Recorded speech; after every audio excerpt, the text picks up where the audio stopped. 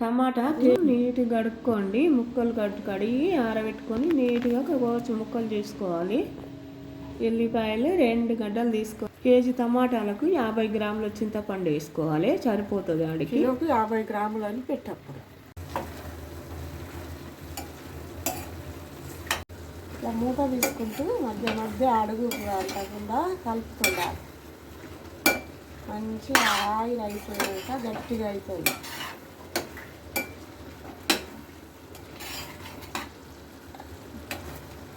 రెండు నిమిషాలకు ఒకసారి కలుపుతుండాలి. ఇట్లా ఎల్లిగడ్డలు వలుచుకొని కచ్చపిచ్చ దంచి పులుసులు వేసుకుంటే బాగుంటుంది. అల్లం వేడి అయినాక జీలకర్ర వేసుకోవాలి,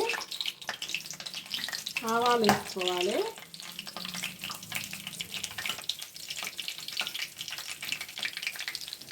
పచ్చిమిర్చి వేసుకోవాలి,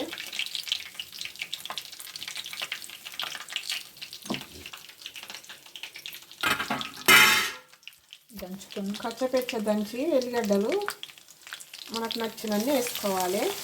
కొంచెం ఎక్కువనే వేస్తున్నాను నేనైతే.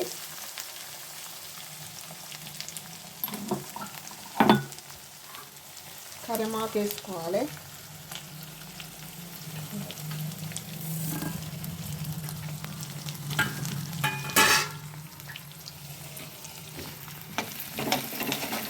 పసుపు వేసుకోవాలి,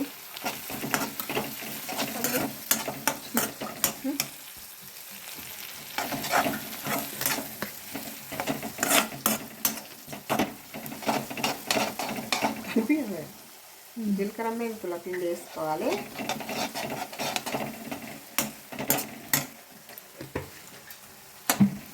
మంచిగా పండుగ అయినాక పులుసు బంద్ చేసుకోవాలి.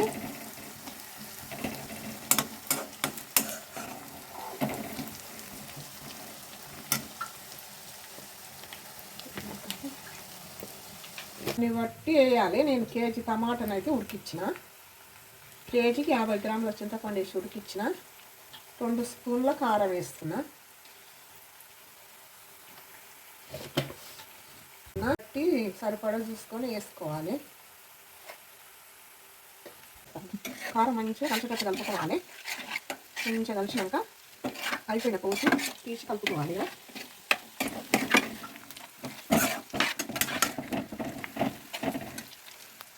కలుపుతున్నా 15 రోజులైనా మంచిగా ఉంటుంది. చట్నీ నిల్వ ఉంటుంది. మంచిగా వేడి వల్ల మంచిగా పెట్టుకుంటే బాగుంటుంది రుచి.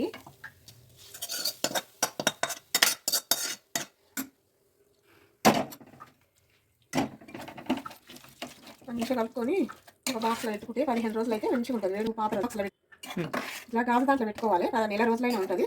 వేడి అన్నంలోకి బాగుంటుంది రుచి. మనకు ఉంటుంది. వేరే వాటిలో పెట్టద్దు.